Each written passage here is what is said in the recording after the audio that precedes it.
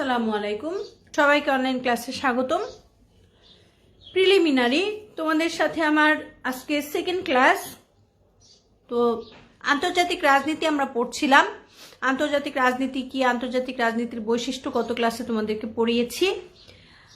সহজ কথায় হচ্ছে আন্তর্জাতিক রাজনীতি হচ্ছে এমনই একটা শাস্ত্র, এমনই একটা চর্চা, এমনই একটা বিষয় যার মাধ্যমে বিশ্বের রাষ্ট্রগুলোর মধ্যে পারস্পরিক মিথস্ক্রিয়া অর্থাৎ পারস্পরিক সম্পর্ক, পারস্পরিক নীতি, পারস্পরিক চিন্তাধারা, পারস্পরিক আচার আচরণ, সাহায্য সহযোগিতা, সার্বিক বিষয়গুলা যে শাস্ত্রের মাধ্যমে জানা যায় এবং বোঝা যায় সেটাই হচ্ছে আন্তর্জাতিক রাজনীতি।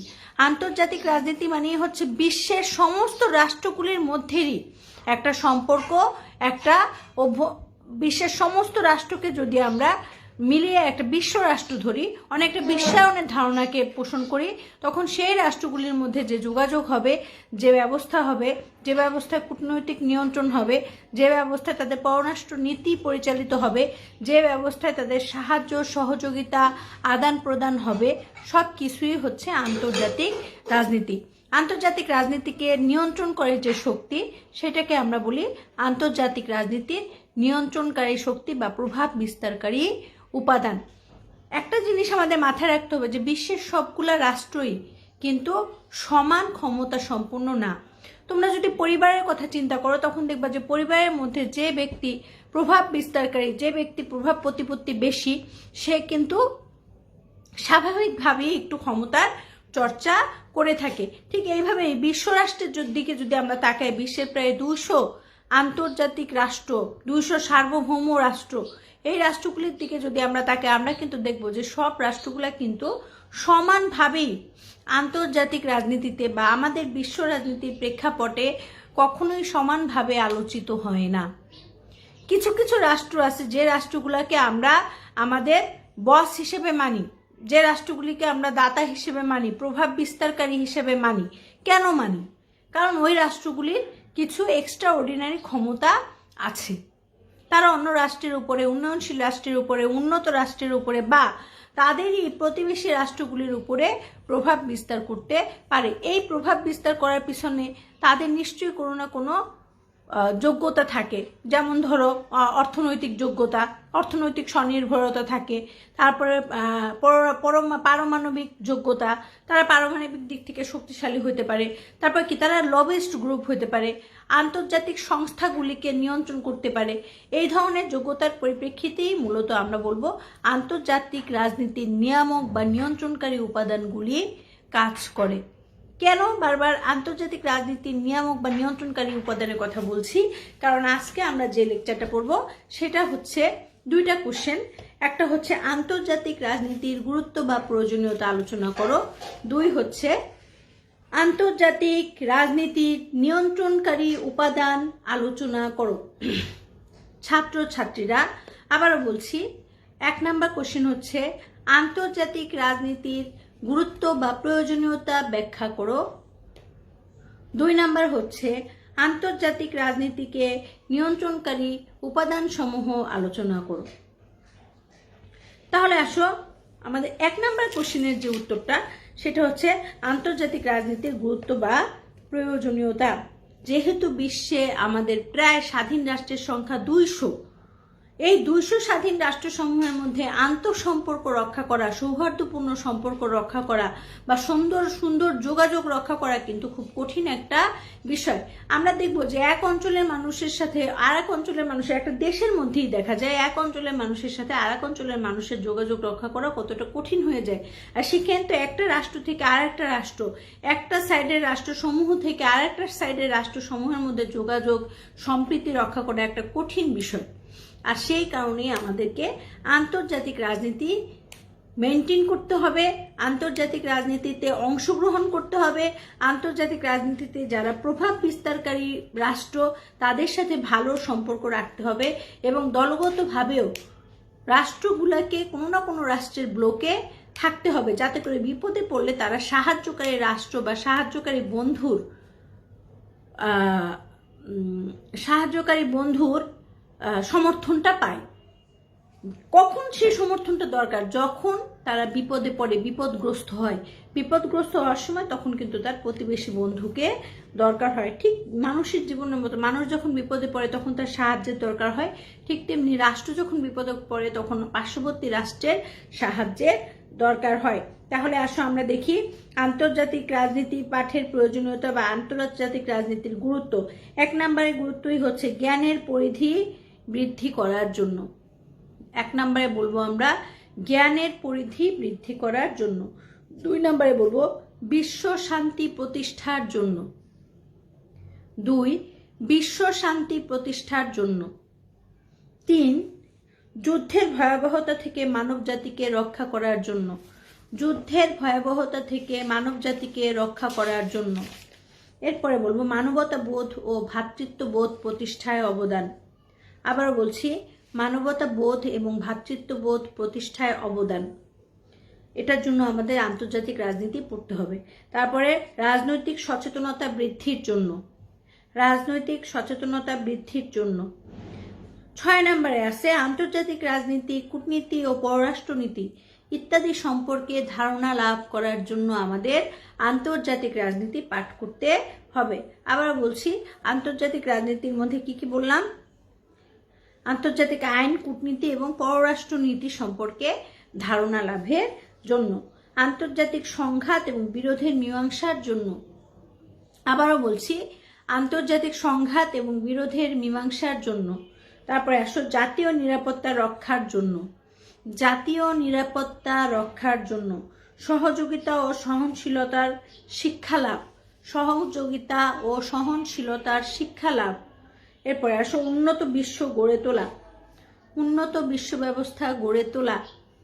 তারপরে জাতীয় শক্তি অর্জন, সংরক্ষণ এবং সম্প্রসারণের জন্য। জাতীয় শক্তি অর্জন, সংরক্ষণ এবং সম্প্রসারণের জন্য। এরপরে আসো জাতীয় আন্তর্জাতিক বাণিজ্যের সম্প্রসারণ। তারপরে আছে আন্তর্জাতিক রাজনীতির গতি, প্রকৃতি ও রীতিনীতি অনুধাবনের জন্য। এরপরে আসো আঞ্চলিক আন্তর্জাতিক সংস্থা সম্পর্কে জ্ঞান অর্জন। তারপরে দৃষ্টিভঙ্গি প্রসারের জন্য। তাহলে দেখো আমরা প্রায় 15টা পয়েন্ট পড়লাম। প্রতিটা পয়েন্টে আমাদের কিন্তু গুরুত্বপূর্ণ। 1 নম্বরে ছিল কি আমাদের? 1 নম্বরে ছিল জ্ঞানের পরিধি বৃদ্ধির জন্য। স্বাভাবিকভাবেই আন্তর্জাতিক রাজনীতি জানলে, আন্তর্জাতিক রাজনীতির সিস্টেমেটিক ওয়েটা জানলে মানুষের জ্ঞানের পরিধি বৃদ্ধি পাবে। আমরা রাষ্ট্র সম্পর্কে, বিশ্ব রাষ্ট্র সম্পর্কে, বিশ্বের রাষ্ট্রগুলির সম্পর্কে ধারণা লাভ করতে পারবো। এরপরে আসো বিশ্ব শান্তি প্রতিষ্ঠায় ভূমিকা। বিশ্বে শান্তি তখনই প্রতিষ্ঠিত হবে যখন রাষ্ট্রগুলির মধ্যে সৌহার্দ্যপূর্ণ সম্পর্ক বজায় থাকবে এবং আন্তর্জাতিক রাজনীতির জ্ঞান থাকলে এই সৌহার্দ্যপূর্ণ সম্পর্ক প্রতিষ্ঠা খুবই সহজ হবে। যুদ্ধের ভয়াবহতা থেকে মানব জাতিকে রক্ষা করার জন্য। যুদ্ধ কখনোই আমাদের কাম্য না। যুদ্ধ শান্তি নষ্ট করে, ভয়াবহভাবে মানবাধিকার লঙ্ঘন করে। কিন্তু তারপরও দেখা যায় রাষ্ট্রগুলির মধ্যে বিরোধপূর্ণ সিচুয়েশন যদি ঠিক না হয় তখন অনেক ক্ষেত্রেই কিন্তু যুদ্ধজনক অবস্থার সৃষ্টি হতে পারে। কিন্তু আন্তর্জাতিক রাজনীতির কৌশলের মাধ্যমে কিন্তু এই যুদ্ধের ভয়াবহতা থেকে মুক্তি লাভ করা সম্ভব। এরপর আসো মানবতাবোধ এবং ভ্রাতৃত্ববোধ প্রতিষ্ঠা। মানবতাবোধ এবং ভ্রাতৃত্ববোধ বলতে কি বুঝি আমরা? মানবতা মানে হচ্ছে মানুষের ভিতরের পরিবর্তন আনা, মানুষের মধ্যে থেকে হিংস্রতা দূর হওয়া, মানুষের প্রতি মানুষের সাহায্য সহযোগিতার হাত প্রসারণ করা। আন্তর্জাতিক রাজনীতির পাঠের মাধ্যমে ইন্টারন্যাশনাল পলিটিক্স আমাদেরকে এই বিষয়টা সম্পর্কে আরও বেশি সচেতন করতে সাহায্য করে। আন্তর্জাতিক রাজনীতির সচেতনতা বৃদ্ধি বা আইন, কূটনীতি ও পররাষ্ট্রনীতির জ্ঞান। আইন কি? আন্তর্জাতিক রাষ্ট্রগুলো কিভাবে পরিচালিত হবে সেই জন্য যে নিয়ম কানুন রীতিনীতি প্রচলিত আছে সেটা হচ্ছে আন্তর্জাতিক আইন। কূটনীতি কি? রাষ্ট্রসমূহের মধ্যে যে সম্পর্ক, একটা রাষ্ট্রের সাথে আরেকটা রাষ্ট্রের বৈদেশিক, বাণিজ্যিক সাহায্য, তারপরে অনুদান, তারপরে অর্থনৈতিক, পারস্পরিক যে সম্পর্ক মেনটেন হয় যার মাধ্যমে, সেটার নাম হচ্ছে কূটনীতি। পররাষ্ট্রনীতি কি? প্রত্যেকটা রাষ্ট্রের অন্য রাষ্ট্রের প্রতি কেমন আচরণ থাকবে সেই সম্পর্কে একটা দিক নির্দেশনা থাকে, সেটাকেই বলা হয় পররাষ্ট্রনীতি। তার মানে কূটনীতি, পররাষ্ট্রনীতি বা আন্তর্জাতিক আইন, এই বিষয়গুলো আমাদের খুবই গুরুত্বপূর্ণ একটা লেসন, যেটা আমরা অবশ্যই আন্তর্জাতিক রাজনীতির মাধ্যমে পেয়ে থাকি। এরপরে আসো আন্তর্জাতিক সংঘাত এবং বিরোধের মীমাংসা। আন্তর্জাতিক সংঘাত এবং বিরোধ এগুলি পারস্পরিকভাবে রাষ্ট্রের মধ্যে, রাষ্ট্রসমূহের মধ্যে হতে পারে, যেটার জন্য শান্তিপূর্ণভাবে সমাধানের পথ দেখানোর জন্য আন্তর্জাতিক সংস্থা আমাদের আছে। সারা বিশ্বর শান্তি প্রতিষ্ঠার জন্য আমাদের জাতিসংঘ আছে, তারপরে আরও ছোট ছোট রিজিয়ন অনুযায়ী ছোট ছোট সংগঠন আছে, যার মাধ্যমে রাষ্ট্রসমূহের মধ্যে শান্তি এবং সম্প্রীতি বজায় রাখার চেষ্টা করা হচ্ছে। এগুলিকে আমরা দেখবো আন্তর্জাতিক রাজনীতির ক্ষেত্রে। এরপর আসো জাতীয় নিরাপত্তা রক্ষা। এখন দেখো, আন্তর্জাতিক আইন যদি আমরা মেনটেন করি, ইন্টারন্যাশনাল ল যদি আমরা মানি, তাহলে কি হয়, আলটিমেটলি রাষ্ট্রের জাতীয় অভ্যন্তরীণ আইনও রক্ষা করা হয়। কারণ অন্যান্য দেশ যদি আমাদের প্রতি সৌহার্দ্যপূর্ণ থাকে বা কোনো রাষ্ট্রের প্রতি সৌহার্দ্যপূর্ণ থাকে, তখন ওই রাষ্ট্রেও আর আন্তর্জাতিক ইন্টারন্যাশনাল সমস্যা নিয়ে তাদের আর চিন্তা করতে হয় না। তারা শুধুমাত্র তাদের নিজস্ব অভ্যন্তরীণ বিষয় নিয়ে চিন্তা করলেই সমস্যার সমাধান করতে পারে। অনেক ক্ষেত্রেই তাদের আসলে জটিলতা বা ভার লাঘব হয়। এরপরে আসো উন্নত বিশ্ব গড়ে তোলা।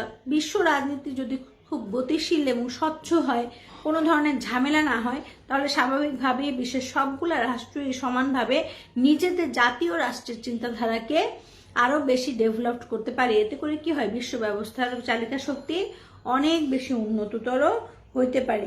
জাতীয় শক্তি অর্জন, সংরক্ষণ এবং সম্প্রসারণ। প্রত্যেকটা রাষ্ট্র যদি জাতীয় শক্তিকে শক্তিশালী করে, সংরক্ষণ করে এবং সেটাকে আরও বেশি বাড়ানোর চেষ্টা করে, তাহলে আন্তর্জাতিকভাবে কিন্তু তারা প্রভাব বিস্তার করতে পারে। এরপরে আসো আন্তর্জাতিক বাণিজ্যের সম্প্রসারণ। আন্তর্জাতিক বাণিজ্যের সম্প্রসারণ বলতে আমরা কি বুঝি, অর্থাৎ রাষ্ট্রসমূহের মধ্যে বাণিজ্যিক সম্পর্কের উন্নয়ন।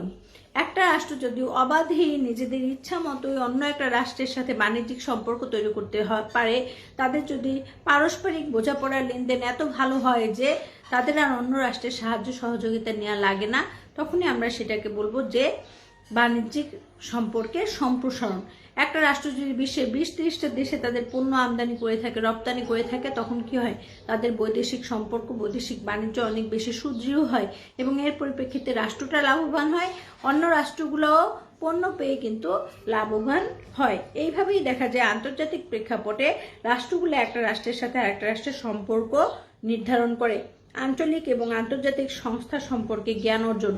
আঞ্চলিক এবং আন্তর্জাতিক বিভিন্ন সংস্থা, যেমন ধরো ওআইসি, ডাব্লিউটিও, সার্ক, আইএমএফ, বিশ্ব ব্যাংক, তারপর কি ইউরোপীয় ইউনিয়ন, ন্যাটো, এইসব সংস্থাগুলি সম্পর্কে ধারণা রাখার জন্য আন্তর্জাতিক রাজনীতি পাঠ করা উচিত।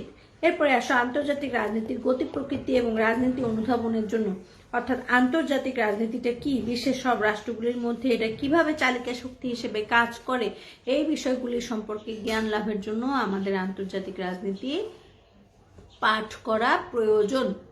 এখন আসো আমরা আন্তর্জাতিক রাজনীতি কেন পাঠ করা প্রয়োজন, এই বিষয়টা সম্পর্কে আমরা কিন্তু মোটামুটি জানলাম। এখন আমাদের দ্বিতীয় যে ক্লোজটা ছিল, অর্থাৎ আন্তর্জাতিক রাজনীতিতে প্রভাব বিস্তারকারী উপাদান কি কি, এই বিষয়গুলো সম্পর্কে আমরা একটু আলোচনা করি। আচ্ছা, তাহলে আসো আন্তর্জাতিক রাজনীতির নিয়ন্ত্রণকারী উপাদান সমূহ।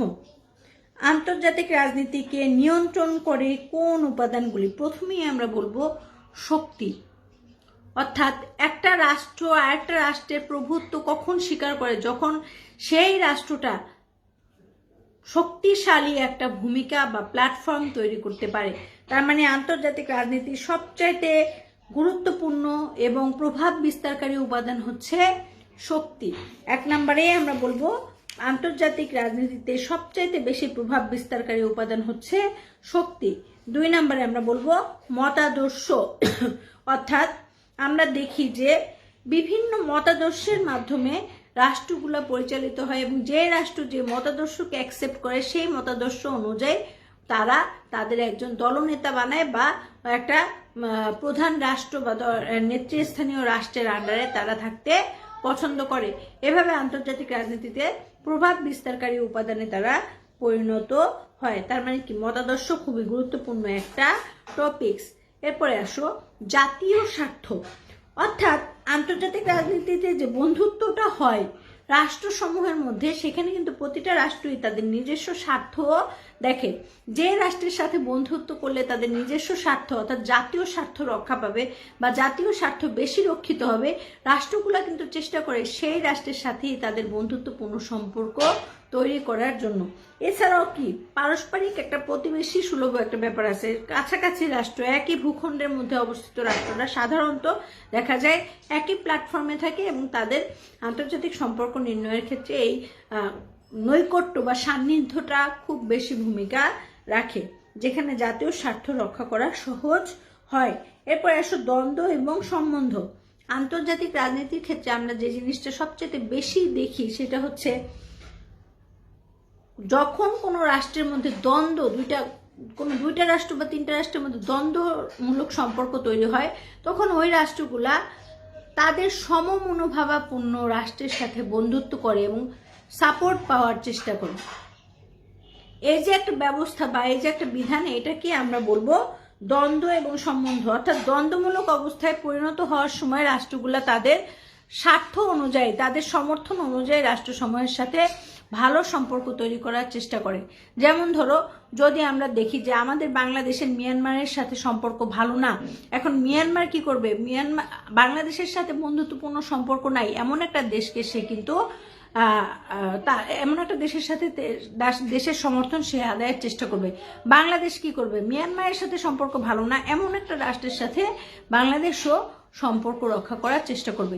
তাতে কি হবে? আন্তর্জাতিকভাবে ওই যে মিয়ানমারের উপরে বাংলাদেশ প্রভাব বিস্তার করতে পারবে বা বাংলাদেশের উপরে মিয়ানমার ওই বিপক্ষীয় রাষ্ট্রের সাথে সম্বন্ধ করার মাধ্যমে প্রভাব বিস্তার করতে পারবে। তার মানে কি, দ্বন্দ্ব এবং সংঘাতের ক্ষেত্রে অবশ্যই বন্ধু রাষ্ট্র বা প্রতিবেশী রাষ্ট্র বা দ্বন্দ্বমূলক সম্পর্ক বা স্বার্থ রক্ষাকারী রাষ্ট্রগুলিকে প্রাধান্য দেওয়া হয়ে থাকে। এটাও আন্তর্জাতিক রাজনীতির একটা অন্যতম চালিকা শক্তি। এরপরে আসো পররাষ্ট্রনীতি। প্রত্যেকটা রাষ্ট্রেরই কিছু পররাষ্ট্রনীতি থাকে, অর্থাৎ অন্য রাষ্ট্রের সাথে সেই রাষ্ট্রটার কি ধরনের সম্পর্ক থাকবে কি থাকবে না, এই বিষয়টা কিন্তু এই আন্তর্জাতিক রাজনীতিতে আমরা দেখে থাকি। এরপরে আসো কূটনৈতিক সম্পর্ক। কূটনৈতিক সম্পর্ক বলতে আমরা কি বুঝি? অর্থাৎ প্রত্যেকটা রাষ্ট্রের সাথে অন্য রাষ্ট্রের যে সম্পর্ক, পারস্পরিক সম্পর্ক, সেটাকে আমরা বলবো কূটনৈতিক সম্পর্ক। সেটা ভালো হতে পারে, খারাপ হতে পারে, জ্ঞানমূলক হতে পারে, সহযোগিতাপূর্ণ হতে পারে, সৌহার্দ্যপূর্ণ হতে পারে। যাই হোক, একটা রাষ্ট্রের সাথে আরেকটা রাষ্ট্রের যোগাযোগ স্থাপনের যে কতগুলো নিয়ম নীতি, রীতিনীতি, সবই হচ্ছে এই কূটনৈতিক সম্পর্কেরই অন্তর্গত। এভাবে আমরা কূটনৈতিক সম্পর্ককে ব্যাখ্যা করব। এরপরে আসো আন্তর্জাতিক আইন। আন্তর্জাতিক আইন বলতে আমরা কি বুঝি? আগেই বলেছি যে রাষ্ট্রসমূহের মধ্যে সুন্দর ভ্রাতৃত্ব এবং সৌহার্দ্যপূর্ণ সম্পর্ক বা পারস্পরিক মিথস্ক্রিয়া বজায় রাখার জন্য রাষ্ট্রসমূহ বা আন্তর্জাতিক সংস্থাসমূহ যে নিয়ম কানুন রীতিনীতির মাধ্যমে পরিচালিত হয় বা যে নিয়ম কানুন বা রীতিনীতি মেনে চলে, সেটাকে আমরা বলবো আন্তর্জাতিক আইন। প্রত্যেকটা রাষ্ট্রই এই আন্তর্জাতিক আইনের অধীনস্থ। আন্তর্জাতিক আইনকে ভায়োলেট করে কোনো রাষ্ট্র পরিচালিত হইতে পারে না। তাহলে আন্তর্জাতিক রাজনীতিতে প্রভাব বিস্তারকারী অন্যতম একটা উপাদানই হচ্ছে আন্তর্জাতিক আইন। আন্তর্জাতিক আইনের নিয়ন্ত্রক হচ্ছে আমরা বলবো জাতিসংঘ বা আন্তর্জাতিক আদালত বা আন্তর্জাতিক বিচারালয়। আন্তর্জাতিক আইন অবশ্যই রাষ্ট্রসমূহের মধ্যে একটা গুরুত্বপূর্ণ প্রভাব বিস্তারকারী নিয়ামক হিসেবে কাজ করে। আর একটা রিসেন্ট সময়ে আমরা যে রাজনীতিটা সবচেয়ে বেশি দেখতে পাই, পাওয়ারফুল রাজনীতি, সেটা হচ্ছে ভূ রাজনীতি। অর্থাৎ আন্তর্জাতিক রাজনীতিকে নিয়ন্ত্রণের সবচাইতে গুরুত্বপূর্ণ একটা বিষয় হচ্ছে এখন ভৌগোলিক সান্নিধ্য, ভৌগোলিক অবস্থান। যে রাষ্ট্রের ভৌগোলিক সান্নিধ্য, ভৌগোলিক অবস্থান যত বেশি বলা যায় যে যত বেশি কৌশলগত দিক থেকে সুবিধাজনক, হ্যাঁ, তত বেশি সেই রাষ্ট্রটা আন্তর্জাতিক রাজনীতিতে ভূমিকা রাখতে পারে। যেমন ধরো মার্কিন যুক্তরাষ্ট্র বা ইউরোপীয় রাষ্ট্রগুলির প্রভাব বিস্তারকারী সবচেয়ে শক্তিশালী রাষ্ট্র হচ্ছে মার্কিন যুক্তরাষ্ট্র। এখন ইউরোপে মার্কিন যুক্তরাষ্ট্রের সাথে সৌহার্দ্যপূর্ণ সম্পর্ক আছে কাদের? তারই পার্শ্ববর্তী রাষ্ট্রগুলি, কানাডা, তারপর অনেকগুলো রাষ্ট্র আছে, হ্যাঁ, ফ্রান্স। এই যে রাষ্ট্রগুলা, এগুলা ভৌগোলিক কারণে, অবস্থানগত কারণে আসলে প্রভাব বিস্তার করার সুযোগ কিন্তু পায়।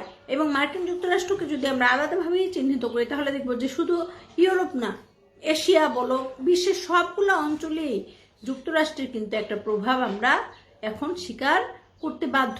আবার ঠিক তেমনি দেখো চীন এখন এতটাই শক্তিশালী হয়েছে, এতটাই প্রভাব বিস্তারকারী হয়েছে পূর্ব এশিয়ার শক্তিশালী দেশ হিসেবে, যে চীনের একটা প্রভাবকেও আমরা কিন্তু এখন অস্বীকার করতে পারতেছি না।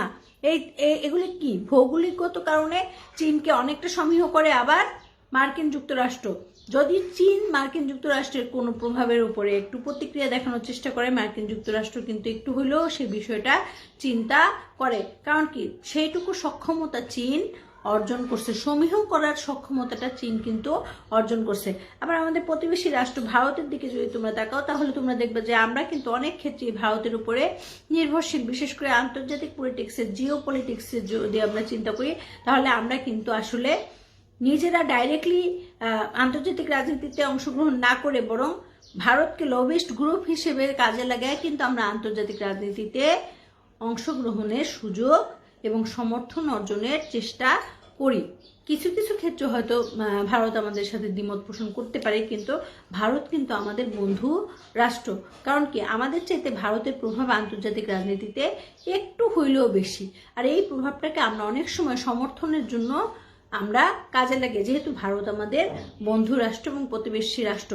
কেন ভারতের সাথে আমাদের সম্পর্কটা এত ভালো? কারণ হচ্ছে এই যে জিও পলিটিক্স বা ভূতাত্ত্বিক একটা বিষয়, আমরা খুবই কাছাকাছি দুইটা রাষ্ট্র, আমাদের ভৌগোলিক সান্নিধ্য সীমারেখা অনেক বেশি কাছাকাছি। এই কারণেই দেখা যায় আমাদের মধ্যে সৌহার্দ্যপূর্ণ সম্পর্ক অনেক বেশি জটিল এবং জোরালো। আমাদেরকে অনেক সময় দেখা যায় ভারতকে দিয়ে আমাদেরকে মূল্যায়ন করা হয়। আমরা দেখছি যে আমাদের মুক্তিযুদ্ধের সময় ভারত আমাদেরকে আকণ্ঠ সমর্থন দিয়েছিল বলেই কিন্তু স্বাধীন বাংলাদেশ প্রতিষ্ঠা হওয়া সম্ভব হয়েছিল। এইভাবে আমরা দেখি যে কিছু কিছু ক্ষেত্রে ভূ রাজনীতিও কিন্তু আন্তর্জাতিক রাজনীতিতে প্রভাব বিস্তার করে থাকে। তাহলে আসলে আমরা আন্তর্জাতিক রাজনীতিতে প্রভাব বিস্তারকারী বা নিয়ন্ত্রণকারী কয়টা উপাদান পাইলাম? 1 নাম্বার শক্তি, 2 নাম্বারে হচ্ছে মতাদর্শ, 3 জাতীয় স্বার্থ, 4 দ্বন্দ্ব এবং সম্বন্ধ, 5 পররাষ্ট্র নীতি, 6 কূটনীতি, 7 আন্তর্জাতিক আইন এবং 8 নাম্বার ভূ রাজনীতি। তাহলে স্টুডেন্টসরা, আজকে আমরা আন্তর্জাতিক রাজনীতি সম্পর্কে পড়লাম। আন্তর্জাতিক রাজনীতির মোটামুটি আমরা প্রভাব বিস্তারকারী উপাদান বা নিয়ন্ত্রণকারী উপাদান এবং আন্তর্জাতিক রাজনীতি পাঠের প্রয়োজনীয়তা, 2টা টপিক সম্পর্কে আমরা মোটামুটি জানার চেষ্টা করেছি। তোমরাও দেখবা এবং সবচেয়ে বড় কথা হচ্ছে বই কিনবা। হ্যাঁ, বই কিনবা। আন্তর্জাতিক রাজনীতির জন্য তোমরা এনএস পাবলিকেশনের বইটা কিনতে পারো। তোমাদের কোর্স আউটলাইনটা হচ্ছে, কোর্স শিরোনাম হচ্ছে ইন্ট্রোডাকশন টু ইন্টারন্যাশনাল পলিটিক্স। এই বইটা ছোট আকারে চিকনভাবেই এনএস পাবলিকেশন থেকে প্রকাশ করা হয়েছে। বইটা ভালো, তোমাদের পুরো সিলেবাস কভার করে। তোমরা কিন্তু অবশ্যই গাইড নির্ভর হবো না, বই নির্ভর হবা। এবং তোমাদের যদি আমার ক্লাস সম্পর্কে কোথাও কোনো এই আজকে যতটুকু বুঝিয়েছি, অর্থাৎ আন্তর্জাতিক রাজনীতির প্রয়োজনীয়তা এবং আন্তর্জাতিক রাজনীতিতে প্রভাব বিস্তারকারী উপাদান, এগুলিতে যদি তোমাদের কোথাও কোনো সমস্যা হয়, তোমরা আমাকে এইখানে কমেন্ট বক্সে কমেন্ট করবা। প্রয়োজনে আমার সাথে যদি অ্যাড থাকো তাহলে আমাকে ইনবক্স করবা, আমি তোমাদেরকে বুঝিয়ে দেওয়ার চেষ্টা করব। কিন্তু সবার আগে যেটা কথা সেটা হচ্ছে তোমরা বই কিনো। বই না করলে কিন্তু তোমরা কোনো ধারাবাহিক পড়াশোনাটা বুঝবা না। আমরা যে অধ্যায় 1 পড়াচ্ছি তোমাদেরকে, আমি অন্তত অধ্যায় 1-এর 2-3টা প্রশ্ন পড়ালাম, প্রথম দিন পড়ালাম 2টা, আজকে 2টা। এই 4টা প্রশ্ন যদি তোমরা বই না দেখো আসলে কিন্তু তোমরা ধরতে পারবা না, বুঝতে পারবা না। কিন্তু আজকে যদি তোমাদের সামনে বই থাকতো, তোমরা কিন্তু খুব ইজিলি আমার কোশ্চেনের উত্তরগুলি বুঝতে পারতা, পড়াটা বুঝতে পারতা। এবং অনলাইন কার্যক্রমের একটা সবচেয়ে বড় সুবিধা হচ্ছে তোমরা এই লেকচারটা যখন তখনই কিন্তু দেখতে পারতেছো, রিভিউ করতে পারতেছো অসংখ্যবার এবং অসংখ্যভাবেই তোমরা এটাকে বিশ্লেষণ করতে পারতেছো। যেহেতু এটা গ্রুপের মধ্যে থেকেই যাচ্ছে, তোমাদের যখনই আন্তর্জাতিক রাজনীতি নিয়ে সমস্যা হবে এই চ্যাপ্টারটা নিয়ে পড়তে, তোমরা কিন্তু বারবার এটাকে দেখতে পারবা, বারবার রিভিউ করতে পারবা এবং তোমাদের সমস্যার সমাধান করতে পারবা।